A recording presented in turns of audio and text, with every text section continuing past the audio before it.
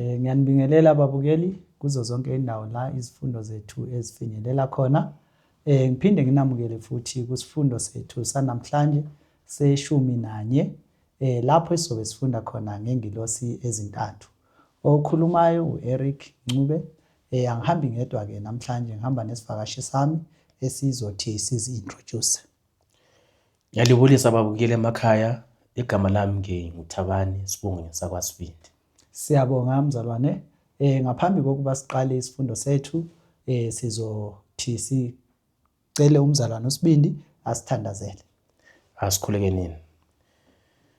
Baba wethu osezulwini ngale imini, siyabonga ngosumsa wakho osihlanzile ulindawo ukuze Nkosi sofunda ke ilizwi lakho. Siphe Nkosi inhlakanipho esingenayo, lamazwi Nkosi afaneleyo ukuze sonke lababukeli emakhaya sizwisise Nkosi esifundo kanye lendlela Nkosi leyo kumele sisichaze ngayo. Ngelihle igama leNkosi Jesu siyakhuleka. Amen. Siyabonga ke, sizongena kusifundo sethu njengoba bese ngishilo ngaphambilini ukuthi sikusifundo number 11 la esifunda khona ngengilosi ezintathu. Ivesi lethu esilinikezwe uRevelation 14 verse 12 ifundeka ngalendlela. Here is the patience of the saints.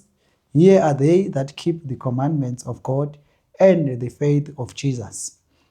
Lana engiye ngakuphawula ukuthi kukhulunywa ngababekezelayo, abakholwayo, baphinde futhi bagcine umthetho kaNkuluNkulu kanye nokholo lukaJesu Kristu. Angazi mzalwane, ngabe kukhona ofuna ukugcwalisa ngaleli vesi? Njengoba sochazile mfowethu ke izimpawu ezintathu ezikhulunywa yileli vesi. But entweni ezingu-3 ozishiloyo, i-patience yiyo ehlanganisa inkolo kabani kaKristu kanye nomlando lemlayo kaNkuluNkulu. So ukuze uyigcine leyo mlayo kaNkuluNkulu iphelile njalo, ibuhlungu inzima kanye nokholo kaJesu ukuthi ufunde ukubekezela, ngoba kuningi okubuhlungu okuza kwehlela okuzayenza uthandabuze uNkulunkulu ngokwakhe kanye lemlayo yakhe. Mhlawumbe uzothandabuze inkolo kabani kaJesu. So ukubekezela kubaluleka kakhulu kule ivesi kumbe abantwana bakaNkuluNkulu abazithi bangamaKristu. Siyabonga mzalwane. Ngingabuza nje umbuzo omncane ukuthi usuka ubekezela makutheni? According to isifundo sanamhlanje babukeli, asibekezeli ngoba kukuhle. Ngoba into enhle vele siyawathi izabuya. Ubekezela ezintweni ezinzima. Lapho ke inkolo yakho isihlukumezwa, uzobona mhlawumbe okukholwayo kungagcwaliseki ngendlela obucabangela ngayo. Mhlawumbe abangcwele bazazingelwa ebusuku nemini. But abaningi abakholakeleyo nxa beyizwisisa inkolo kaKristu kanye lemlayo bazabambelela, baze badele ukufa kwabo, baze badele impilo zabo. Lanxa ukufa sokusondile ngoba why? Because bayananzelela umlando abalawo ngenkolo uKristu athi bayigcine. Siyabonga mzalwane. Okuningi sizokuthola ke masiqhubeka ngesifundo sethu. Ngizofunda amazwi la esiwanikeziwe ku-Early Writings page 258. Ithi, I was shown 3 steps. The first, second and third angel's message. Said my accompanying angel, woe to him who shall move a block or steer a pin of these messages. The true understanding of these messages is of a vital importance.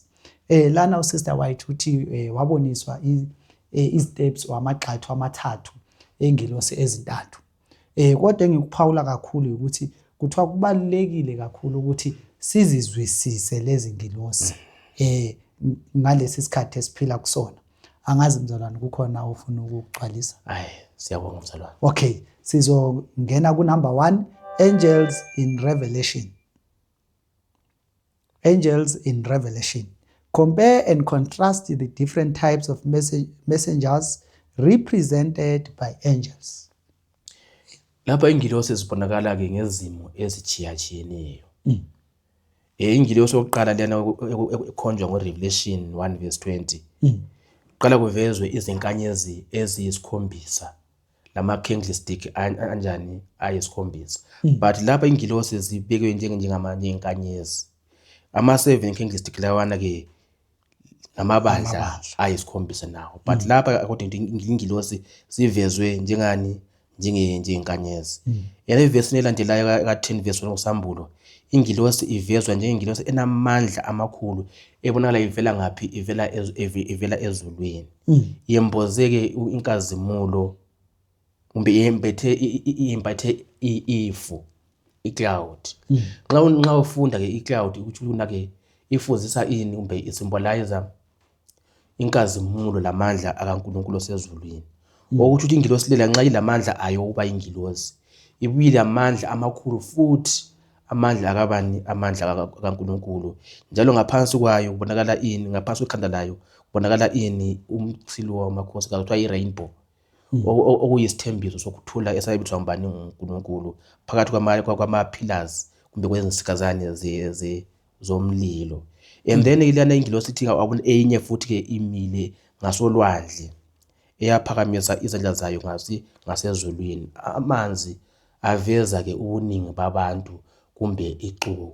So ukuthi ingilosi le ayimanga elwandle lolu esilubonayo kumbe usizo, ime phakathi kwabantu abaningi.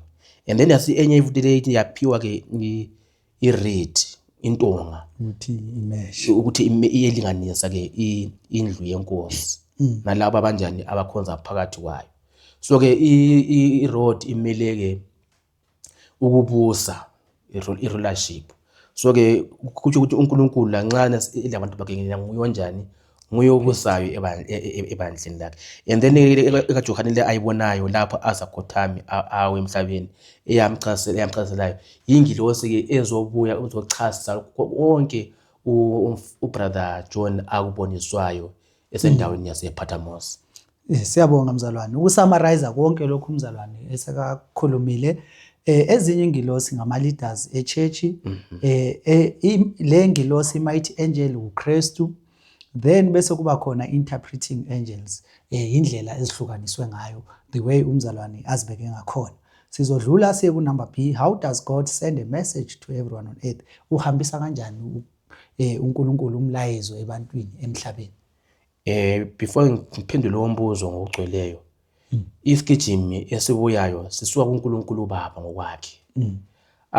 Asiyenze asinikeze ubani, uKristu. uKristu asithathe lezo sigijimi futhi asinikeze ini, ingilosi. Akutshonga lutho lapho. Nxa ingilosi ayithatha njengoba sinjalo, isinikeza ini, inceko yaso leyo kumele siyinikeze. And then inceko ile yiyo ezathi ke iyazise abazalwane bonke abafunda ilizwi lenkosi sengathi libuya kuyo inceko, kanti libuye kubani, livele kuNkulunkulu. So uNkulunkulu ukhethe abantu ukuthi kube yibo abatshela their friends, abangane babo, ukuthi ke kuyini okuzathi kunjani kwenzakala. Njalo futhi kungani uNkulunkulu engazange avumele ukuthi ingilosi kube yizo ezihambisela abantu, ngoba mhlawumbe abantu bebengaphenduka one time. But no, uNkulunkulu ubone ukuthi umuntu akambambi ngamandla ukuthi akholwe ilizwi lakhe. Funa nxa ingilosi ingachumela zithi ayi wena ngilosi angisho uphile emhlabeni ongela sona, awukwazi thina sesenjani esikubona sesidlula kiko. So ke uNkulunkulu ukhethe umuntu owonayo njengami abe nguye futhi onjani, ontshela indaba zasezulwini. So engakuthi namhlanje nxa abathuma bechumayela masingabheki imihambo zabo abazenzayo, asimameleni intshumayelo leyo abanjani abayilethayo. Ukugcwalisa nje kulokho osewukhulumile, ngizofunda amazwi lapha ku-Acts of the Apostle page 134, it as his representative among men, God does not choose angels who have never fallen, but human beings, men of like passions with those they seek to save. So kuthiwa uNkulunkulu akathumeli ini izingilosi ezingazange zawa, kodwa uthumela abantu abanjani, abafana nathi abawileyo, ukuthi senze njani, sihambise lo mlayezo loyo. Siya ku-C lapha ithi who is symbolized by the angels of Revelation 14 verse 6 to 12 and their mission. Amavesi lawo eswathulile, especially Revelation 14 verse 6, ukhuluma ngengilosi ke ebonakala indiza emoyeni, iphethe ini, isigijimi esingunaphakade. Ndala ukuthi it carrying everlasting gospel. Ubona isitshumayezi ebantwini bonke, ayikhethi umuntu le ngilosi. Ikhuluma ngelizwi elikhulu, ikhuluma ngokuthi ke senjani sihloniphe kumbe siphe uNkulunkulu inkazimulo yakhe ngoba usuku kumbe ihola lokwahlulela linjani selifikile. So ke leyo ngilosi ke ibuya ebantwini abafanayo ibatshela ngomsebenzi okumele bawenze. uMateyu lapha nasitshela ukuthi nasi uthumo olukhulu ukuthi nayo sihambe sifundise izwe zonke, sibabhaphathise egameni likabani, likayise, elendodana likabani, lemoya oyingcwele. Le yi-commission uKristu anjani asiphe yona. But ingilosi iyaforce ke before sihambe lelo vangeli, oqala kumele senjani sihloniphe uNkulunkulu, sibekwazi ukuthi ke siphila kanjani under izahlulelo lezo eziphiwayo, bese sicela amandla kamoya ongcwele according to i-writings ka Acts 1:8 ukuthi ke nxa sesingabantu abamesabayo uNkulunkulu sasamukela ukuthunywa athi singamekikho, asingeke sihambe sisodwa. Amandla kamoya ongcwele azabuya kithina asinikeze amandla bona siyefesana lani la mandla amakhulu. And listening to the Selected Messages Volume 2, sitshelwa ukuthi ke izingilosi lezi ezibonakala ziphapha emoyeni bezintiza emoyeni zikhuluma isigijimi ezinzima, azibuyi zingayingilosi esizibonayo live ngendlela namhlanje engibona ngayo, zibuya ngezimo zabantu abashiyeneyo, beginning from 1844 up to the end of the time. Isigijimi esibuyayo sibuya ngendlela abantu ababehave ngayo langendlela abashumela ngayo emphakathini lo abaphila phakathi wawo. Siyabonga. La umoya wesprofeti uyasho ukuthi no one hears the voice of these angels, for they are symbol to represent the people of God who are working in harmony with the universe of heaven. So ngeke sabona izingilosi zenzani zihamba ziletha umlayezo, kodwa sizobona abantwana bakaNkulunkulu benza njani, kuyibona abazonjani abazohambisa lowo mlayezo loyo. Sizodlula siye ku number 2 siye kungilosi yokuqala. Iletha kubani imessage lengilosi yokuqala masibheka? Into enthasayo ngoNkulunkulu ukuthi akakhethi umuntu, akala partiality. uNkulunkulu uyabathanda abantwana bakhe, and futhi banakekela ngendlela enjani efana naye. Le ingilosi le ibuyayo ebantwini bonke, regardless ukuthi ke ngabantu abamhlophe or ngabantu abamnyama, of their nationalities abaphila kwazo, each and every tongue, bonke babopha ngomoya munye, ibatshela isigijimi senjani esifana nayo ukuze bahlinge imphefumulo yabo, regardless ama differences engabe njani engabe ekhona. And emaye ikhuluma le ngilosi le ayihlebe emakoneni kumbe ikhuluma phansi, ikhuluma ngelizwi elizwakalayo with a loud voice, uthi wonke umuntu kanjani uyezwa isigijimi leso abuya ngaso kuwo wonke umuntu ohlezi ngaphi emhlabeni, giving evidence of rapidity and worldwide extent of the movement. So ke thina namhlanje abashumayeli kumele sibekwazi la nxa sitshumayela into ebambekayo esiyaziyo ezathi izizwe ngabantu esenjani esibatshumayezayo, ube kwazi ukuthi na kuyini okhulumayo, and then nawe bese ukuphila ngoba leyo message ayiveli kuwe, ayiveli kimi, ivela kubani? kuNkulunkulu ophilayo. Siyabonga. Ngiyayithanda le verse uRevelation 14 ngizothanda ukuyifunda. Ithi, and I saw another angel fly in the midst of heaven, having the everlasting gospel to preach unto them that dwell on the earth, and to every nation and kindred and tongue and people. Ngaleli verse akekho umuntu oshiwe ngaphandle ophilayo emhlabeni. Wonke umuntu unjani ubaliwe la, kumele ayuthole lo mlayezo ngendlela obaluleke ngakhona. Masidlula siye ku number B. How did the first angel call attention to God as the creator?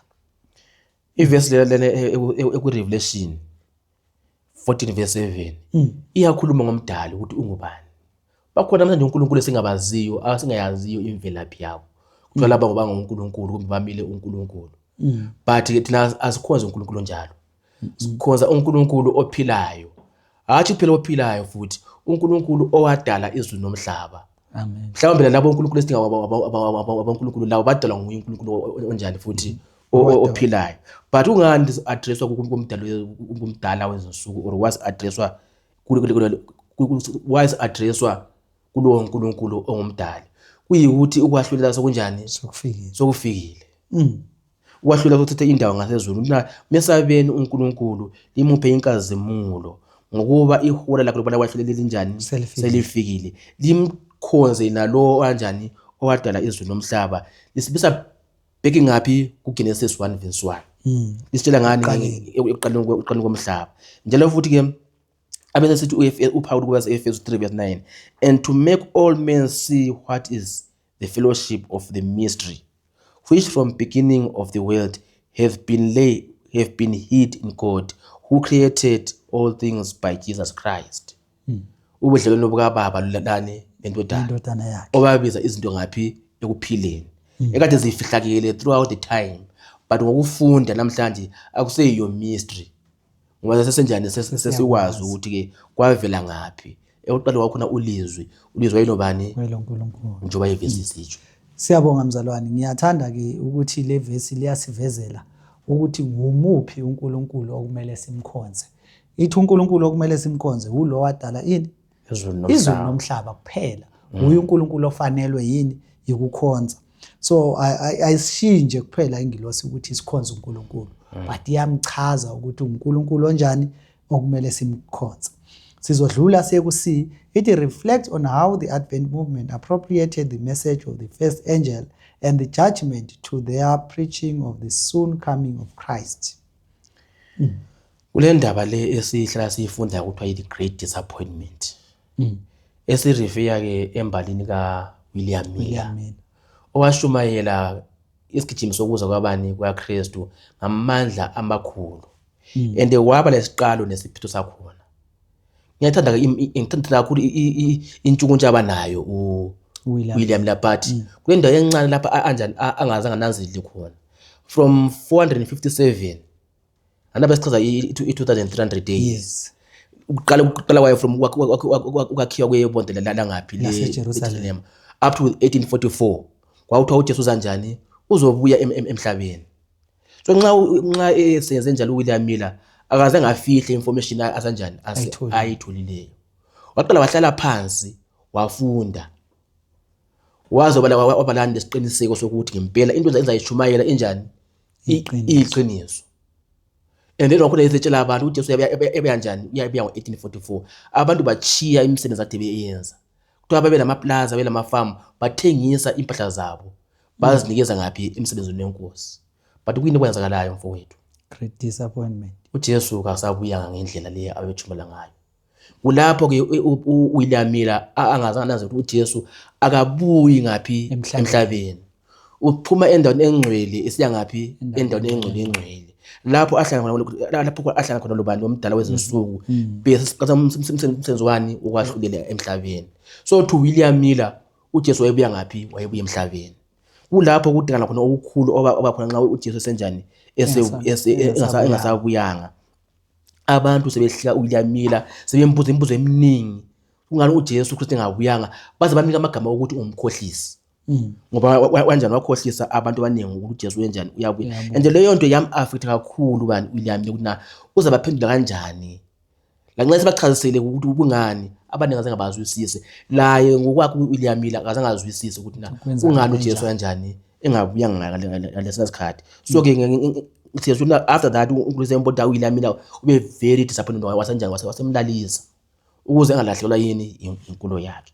Kulapho ke isigijimi esibokuqala kuthiwa yi-first what angel message esehla khona abantu bethuma intshula kwekuza kwabantu kwaKristu lanxa engasabuyanga, but their zeal their thing abenayo.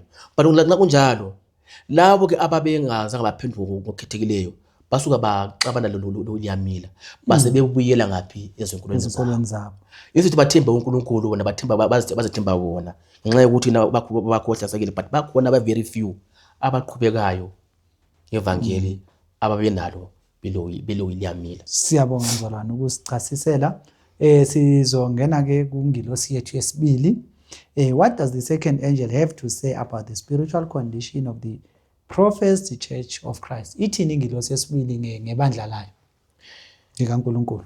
Lapha asakhuluma amabandla angaphandle. So ngebandla likabani elikaNkulunkulu. Yini engenza ukuthi abantu bakaNkulunkulu bawe bona besendlini kabani kaNkulunkulu? Kuyikuthi ke sebeyamukele imfundiso kumbe ama-doctrines angasiwa kabani akaNkulunkulu enziwe ngumuntu. Uthi na ke, and there followed another angel saying, Babylon is fallen, that great city, because she made all nations drink the wine of the wrath of her fornication. So imfundiso enjani embi okuthiwa i-poisonous, iyalimaza kakhulu. Mhlawumbe ingasawunda imnandi endlebeni, but nxa sicubungulisisa leyo nkolo ikhatshana kakhulu lani lezi miso zikaNkulunkulu. Iziphi lezo mfundiso mzalwane? Oqala kubalisiwe lapha ukuthi ke umphefumulo. Namhlanje abantu ababelieve ithiwa of what? Of death. Babelieve ukuthi nxa umuntu engafa namhlanje uhla aye engaphi? Uhla aye ezulwini. Uhla aye esihogweni olungileyo uye ezulwini, ungalunganga uya ngaphi? Esihogweni. Kwesibili baphika imvelaphi kabani? kaKristu. To them uJesu ubonakala kuphela nxa esezelwe eBethlehem. Abakwazi ukuthi uJesu wakhona from the beginning of the world. Wayekhona ilo yise abazange behlukane. Bathi uJesu wabakhona ke esezelwe eBethlehem. Okwesithathu, imfundiso engayisiyo yile yokuthi ke usuku lokuqala leviki yilo ini? Isabatha lenkosi. But nasewathi ithuna sewathi uNkulunkulu na after esesebenze izinsuku ezisithupha, ngosuku lesikhombisa wahlala phansi waphumula, walubusisa, walenza laba engcwele. So yizo imfundiso zona lezi ezizakhohlisa abantu abaningi abazazamukela just because kutshiwo ngumuntu abambonayo, abamuzwayo ngawo amehlo, bazashaya abanye bamkhole wedlula uNkulunkulu abanjani abangamboniyo but ekhulumile lobufakazi bakhe. Siyabonga mzalwane. Before sidlule sithe iwayini yini? Iwayini imfundiso. I-doctrine. False doctrine. Imfundiso embi yona eqondileyo. Masidlula sekunumber B, describe how the believers in the Advent movement understood their first disappointment, the discovery of the true end of the 2300 days, and their call to separate from those who rejected the message. Besithe ukuyithinta kancane, ungayigqwalisa futhi mzalwane. Namhlanje lathi balesi sifundo ukuthi inkolo yethu fanele ibe limpande. Ungakholwa ngoba usubona umunye ekholwa. Ngoba umngane yakho or your friend is believing. Ngoba nxa sofika athi bana uhlolwe ukuthi uNkulunkulu uzehluleka ukubana upase lo mhloliso. So fanele ukholwe ukwazi mina ngibuyaphi, ngingaphi, ngiyangaphi. I-purpose, ube le purpose of believing. So abantu laba abaphila lo liyamile abaningi abazange bazwisise indlela abamele bakholwe ngayo. Bayamila inkolo yabo ngoWilliam Miller. So la nxa uWilliam esedangile bona insithi babe lamandla amaningi bafikelwa yini yikwesaba ukuthi sebelahlule izimpahla zabo bachiya inkolo yabo because babengelampande ezibambekayo ukuthi ngempela kuyini abakholwayo, kuyini abakuzwisisayo. So badawutha amandla akabani kaNkulunkulu lesigijimi leso bebenjani ababenaso okwenza ukuthi babuyele futhi emhlabeni lo ade bekuwo. Njalo futhi ke abazange bazithemba bona. Nxa ufunda ku-Early Writings page 237 uthi na, as the churches refused to receive the first angel's message, they rejected the light from heaven and fell from the favor of God. They trusted to their own strength, and by opposing the first message placed themselves where they could not see the light of the second angel's message. But the beloved of God, who were oppressed, accepted the message. Babylon is fallen and left the churches. So bakhona abantu abasindayo la nxa leyo patience esifunda ngayo abala nxa sesi-disappointed but there's still hope yokuthi ngani we can see ubuya wenkosi wesibili baqhubeka from where they left. La nxa sebe-oppressed sebehlukumezwa babambelela ngaphi enkulweni. Why? Ivesi lesiphiwe lana ekaHabha 2 verse 3 lapho eboniswa umbono oqondile ukuthi nake lothe uzabuza njani? Uzobuya. Lingakhathali, don't tarry. Ungalo othi mzozo uza njani? Uzobuya. La nxa ngasabeka lesana sikhathi abempile kiso but ukugcina uza njani? Okusala uzo. So yisithembiso esihle sabanjilwa ngayilabo abalenkolo ebambekayo. Siyabonga mzalwane. Sizongena ke kungilosi yethu yesithathu. What startling warning comes from the third angel. Le ngilosi siyibona iletha omunye umlayezo ongekho mnandi. Uthini lo mlayezo? Awukho mnandi mzalwane, but ubuya phakathi unesixwayiso ukuthi silimuke okungenzakala uma kanjani singenzanga kahle. Ithi ke uma umuntu ezokhonza isilo nomfanekiso waso, the very same person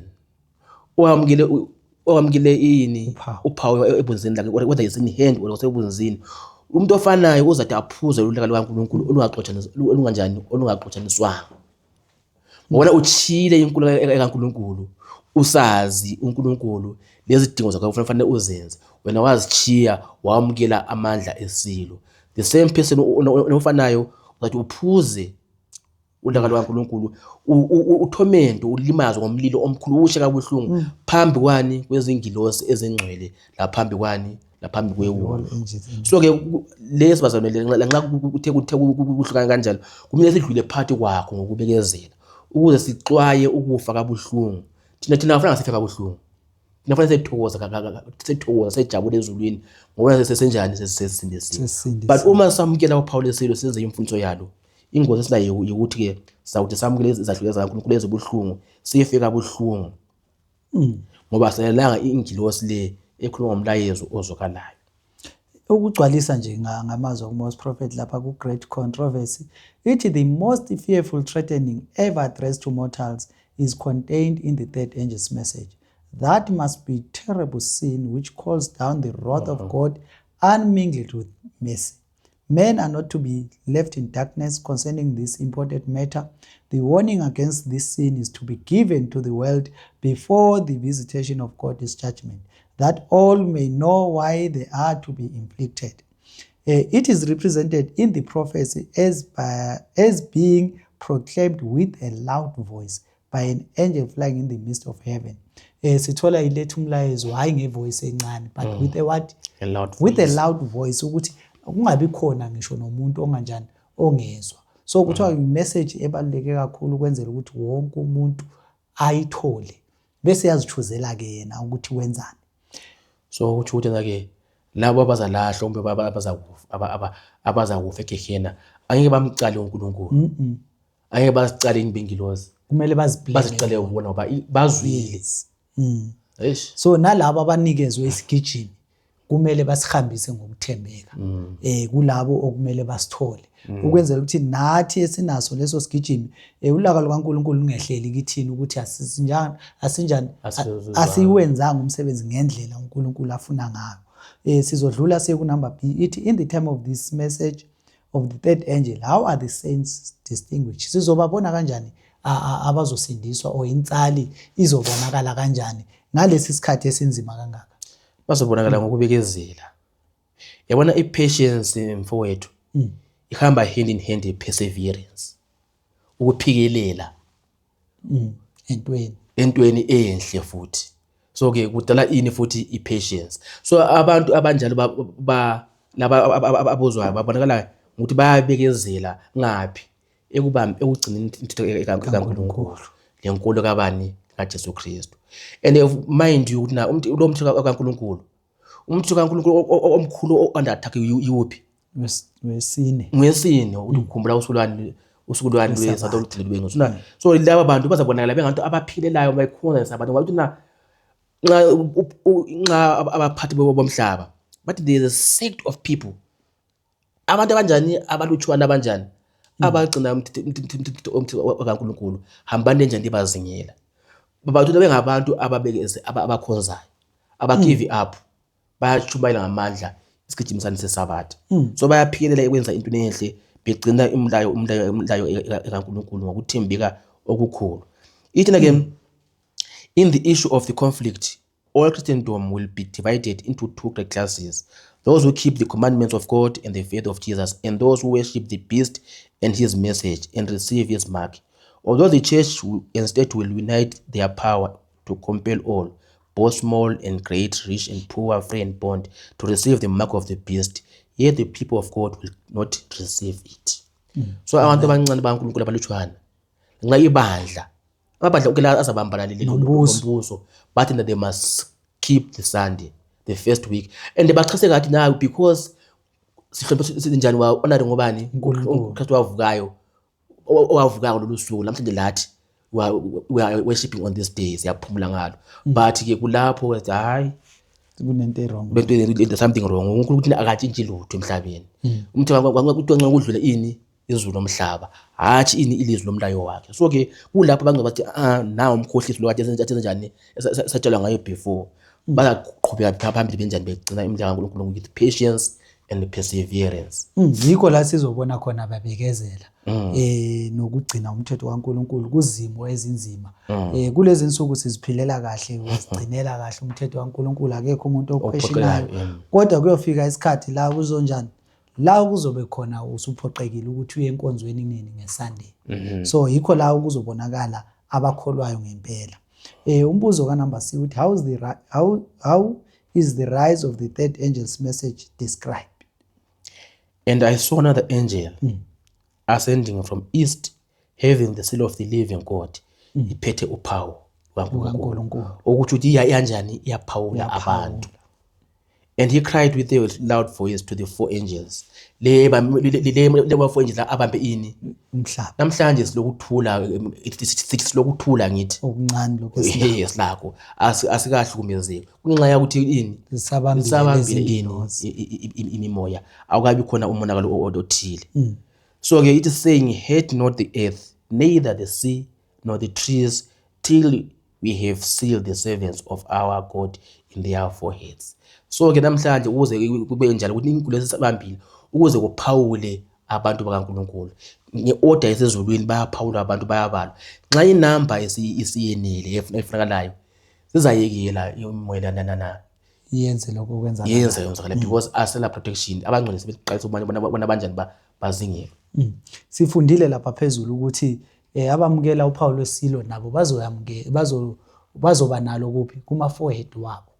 Nalaba futhi abakaNkulunkulu nabo bathola isili kuphi ku forehead. Mawufunda uzothola ukuthi forehead yikho la esikwazi ingqondo yethu esikhonza ngayo uNkulunkulu. So yilo lolo phawu kaNkulunkulu esizobe silwamukele siyenza intando kaNkulunkulu. Masidlula siya ekugcineni lapha ku Thursday, the apex of the message. How will the blessing proclaimed be fulfilled regarding those died in faith during the proclamation of the third angel's message? Laba bafele inkosi. Lapha ke sesiya entokozweni yabasindisiweyo. Sesithiya ababi manje lesi. Babosisiwe abafela ngaphi enkosini. Ngokubona imisebenzi bathiwa bayaphumula emsebenzini yawo. Njalo futhi imisebenzi yabanjani yabalandela.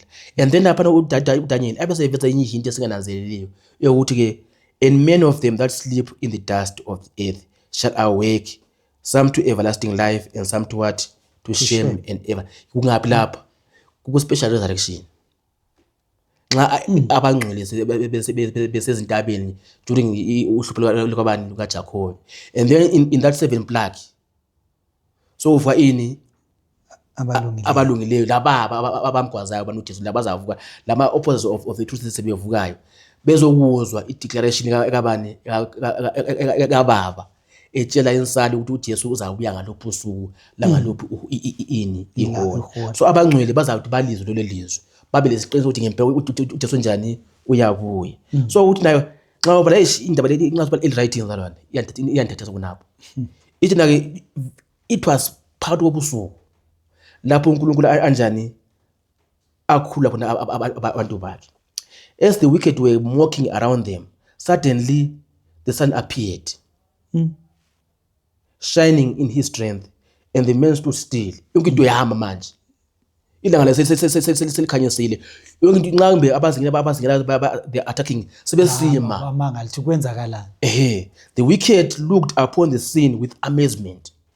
While the saints beheld with solemn joy to the tokens of the deliverance, signs and wonders followed in quick.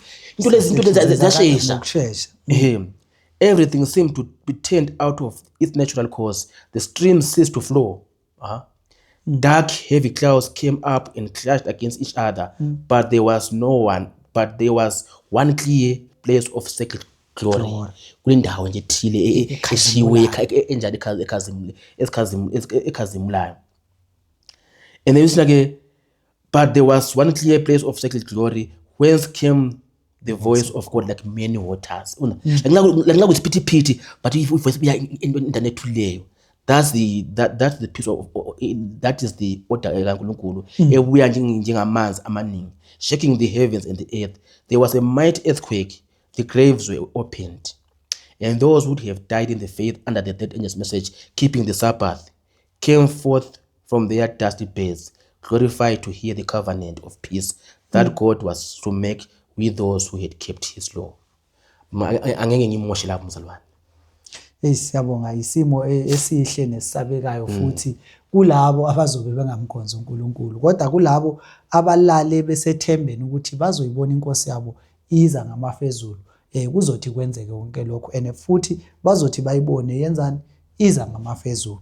Masidlula seku number B, what is to take place at the conclusion of the message of the three angels message? Yini ezokwenzeka ekugcineni mangabe umlayezo wezingilosi ezintathu sewuvalwa? Yawula nxa emakhaya usiyavuna isivuno esidla umphethe izikhali zonke zazani zokuvuna.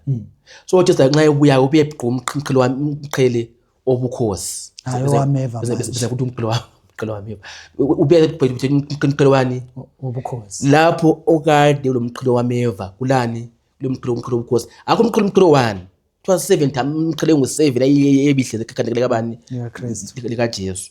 And then izovuna okutshaliwe okunjani okutshaliweyo. Abalungileyo baya ezulwini, abangalunganga ngabanje baphosa emlilweni onjani ovuthayo. So ke yikubuya uthola isigijimilezo umbuzo obuzileyo siqediswa yini yikubuya kwenkosi uJesu okwesibili. Okwamanje kuthiwa ingilosi ziyagijima here and there hurrying from heaven zikhambisa ama report mazifethe inkosi umsebenzi okade usiphiwe naso sonjani uphelile. Uthi la nxa sonje uthi wasukuma lapho akade khona phambi kwemithetho elithumi la ubeka phansi impepho yakhe wasephakamisa izandla zakhe zongu2 uthi ke ngelizwe elizokalayo uthi it is done. Sekwenzakele abesimambuleli uthi zathi olungileyo makahlele njani elungile, omubi makahlele njani emubi. So kuzaba isikhathi esihle lesikhathi esinjengoze sewushilo, isikhathi esihle kwabakholwayo, isikhathi esibuhlungu kulabo ke abathandabuza amandla akaNkulunkulu. Ngeke sikufikile emaphethelweni ecebo lani lensindiso. Siyabonga mzalwane, sengathi singazilungiselela nje sonke ukubuya kwenkosi yethu Jesu, ukuthi lapho mayiza ngamafezulu singatholakali sisenza okubi, kodwa amagama wethu atholakala abhaliwe kuphi encwadini yokuphila. Mase sivala mzalwane, singasigoqa sithini isifundo sethu? Ukuthi ke babukile emakhaya lami engikhulumayo lomfowethu, ukuthi masibe lokubekezela oqala. Njoba besifunda izingilosi ezintathu ezibuya ngezimo ezitshiyatshiyeneyo langendlela ibandla lenkosi elidlula phakathi kwazo. Kuzo zonke izigameko esidlula kizo masifunde masibekezele ekugcineni ini umthetho kaNkulunkulu lokuthi sigcine ini inkolo kaJesu Kristu. Sizadlule ebunzimeni obuzahlukumeza imphefumulo yethu, obuzahlukumeza inkolo yethu.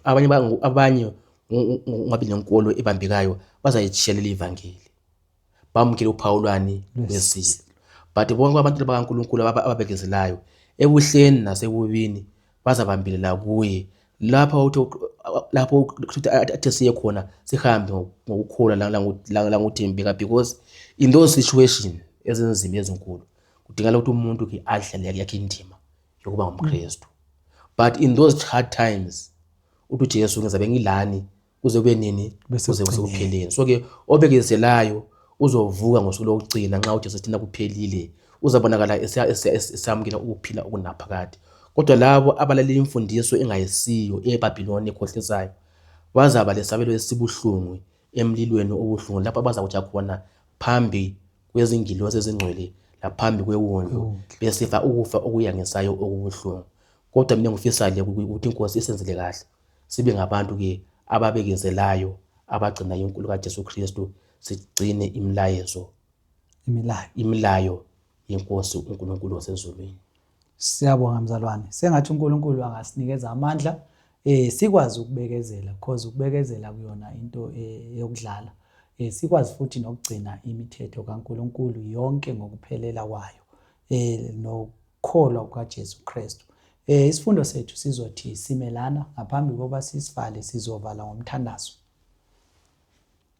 Baba uThose ezulwini, Mdali wezulu nomhlaba, sithanda ukukubonga umusa nothando benalo. Siqala isifundo sethu sasazofika ekugcineni.